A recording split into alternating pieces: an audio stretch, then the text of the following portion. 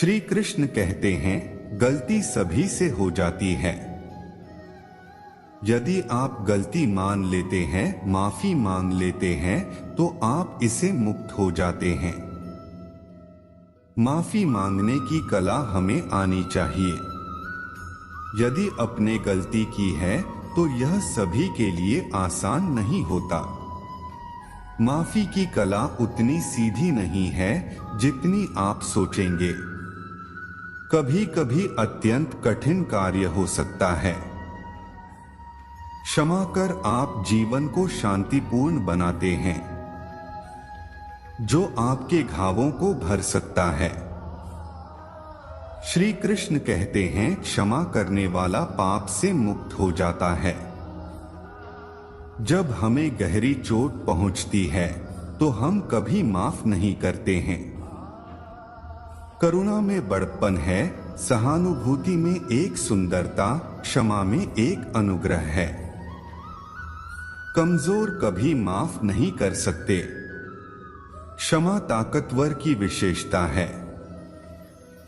एक मां का दिल एक गहरा गद्दे है जिसके नीचे आपको हमेशा माफी मिल जाएगी। गलतियां हमेशा क्षमा करने योग्य होता है, अगर किसी को उन्हें स्वीकार करने का साहस होता है। माफी मांगते हैं तो आपको एक नई शुरुआत करने का एक और मौका दिया जाता है। अपने दोषों और गलतियों के लिए खुद को क्षमा करें और आगे बढ़े। उन 3 शक्तिशाली संसाधनों को कभी न भूलें जो आपके पास हमेशा उपलब्ध हैं: प्यार, प्रार्थना और क्षमा। नफरत इसने इस दुनिया में बहुत सारी समस्याएं पैदा की हैं, लेकिन यह अभी तक हल नहीं हुई है।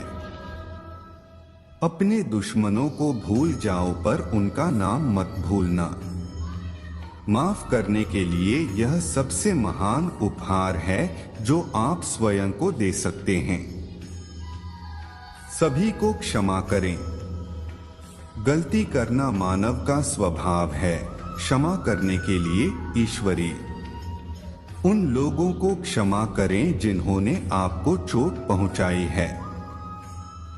क्षमा वीरता का एक गुण है। क्षमा केवल एक आशीर्वाद नहीं है जिसे आप किसी अन्य इंसान को देते हैं। माफी भी एक उपहार है जो आप स्वयं देते हैं। दोष घावों को खुला रखता है, केवल क्षमा घावों भरता है। माफी प्यार का अंतिम रूप है। किसी मित्र को क्षमा करने से दुश्मन को माफ करना आसान है। माफी का मतलब अतीत को छोड़ देना है। क्षमा भगवान की आज्ञा है। ईसाई धर्म की महिमा क्षमा से जीतना है। भगवान आपको माफ कर दे, लेकिन मैं कभी नहीं कर सकता। मैं क्षमा में विश्वास करता हूं। क्षमा सुई है जो जानता है कि कैसे सुधार करें। भूलना क्षमा कर देना है। क्षमा कर्म और स्वतंत्रता की कुंजी है। सामाजिक होने का अर्थ है क्षमाशील होना। जो लोग बुराई का बदला लेते हैं, बुद्धिमान उनका सम्मान नहीं करते, किंतु जो अपने शत्रुओं को क्षमा कर देते हैं, वे स्वर्ग के अधिकारी समझे जाते हैं। माफ करने जैसा पूर्ण कोई बदला नहीं है। क्षमा प्रतिशोध से बेहतर है। क्षमा करना विनम्र व्यवहार का सूचक है। क्षमा पर मनुष्य का अधिकार है, वह पशु के पास नहीं मिलती।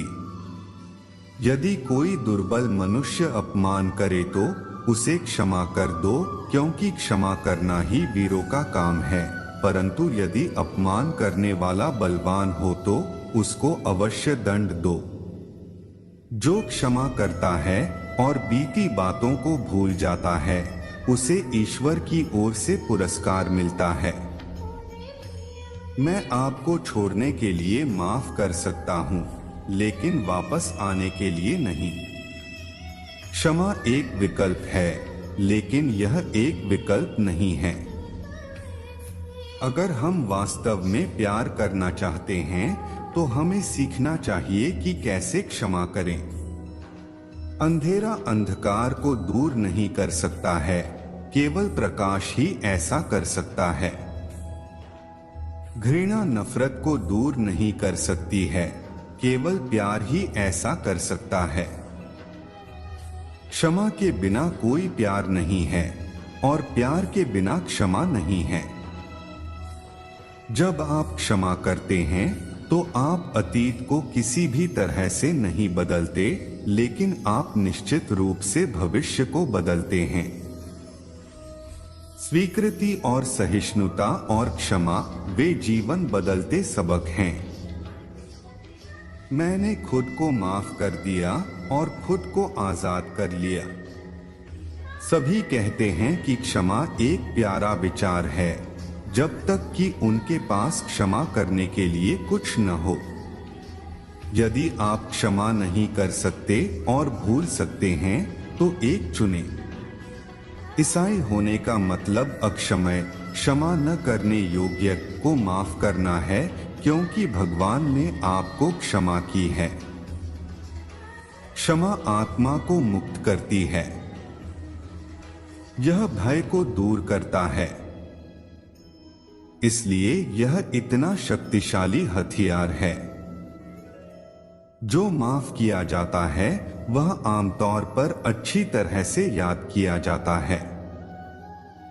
दूसरों को क्षमा करें, इसलिए नहीं कि वे क्षमा के लायक हैं, बल्कि इसलिए कि आप शांति के लायक हैं।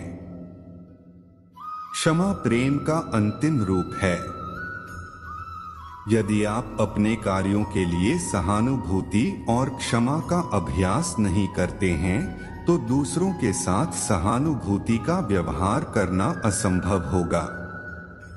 जब परमेश्वर अपने पापों को स्वीकार करने वालों को क्षमा करने के लिए अपना वचन रखता है तो हमें कभी आश्चर्य नहीं होना चाहिए। दोस्तों, इस वीडियो में बस इतना ही। मिलते हैं अगले वीडियो में। अपना ख्याल रखना। जय श्री कृष्णा।